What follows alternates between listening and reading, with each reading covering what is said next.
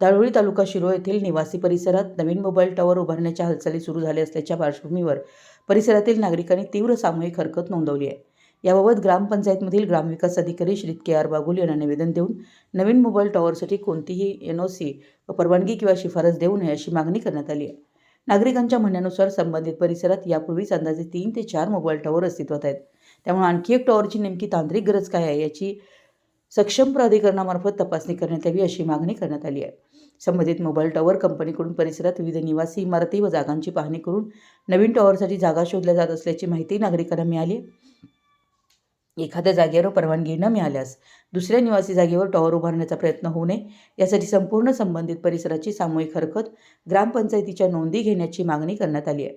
तसेच परिसरातील विद्यमान मोबाईल टॉवरची क्षमता, कव्हरेज, तांत्रिक आवश्यकता व आवश्यक वैधानिक अनुपालन तपासण्यात यावं। भविष्यात अतिरिक्त दूरसंचार पायाभूत सुविधा आवश्यक असल्याचं स्पष्ट झाल्यास दाट निवासी वस्तीत टॉवर उभारण्याऐवजी पर्यायी जागांचा विचार करावा अशी भूमिका नागरिकांनी मांडली आहे। दरम्यान नागरिकांचा विरोध मोबाईल नेटवर्क सुविधेला नसून आधीच उपलब्ध असलेल्या टॉवरच्या पार्श्वभूमीवर निवासी परिसरात आणखी नवीन टॉवर उभारण्यास असल्याचं निवेदनात स्पष्ट करण्यात आले। ग्रामपंचायतीनं निवेदनाची अधिकृत नोंद घेऊन त्यावर केलेली कार्यवाही लेखी स्वरूपात कळवावी अशी मागणी तुषार राजेंद्र घेवारी यांनी केली आहे। यावेळी ग्रामपंचायत सदस्य श्रावण कांबळे, सामाजिक कार्यकर्ते लाला चव्हाण, राष्ट्रवादीचे सामाजिक कार्यकर्ते आमिर घुनके, श्रीत मोटके पाटील व त्या भागातील 70च्या वर सह्या असलेले निवेदन ग्रामविकास अधिकारी श्री के.आर. बागुल यांच्याकडे सुपूर्द करण्यात आलं आहे। मराठी न्यूजसाठी दानोळीहून विजयराज जगदाळे।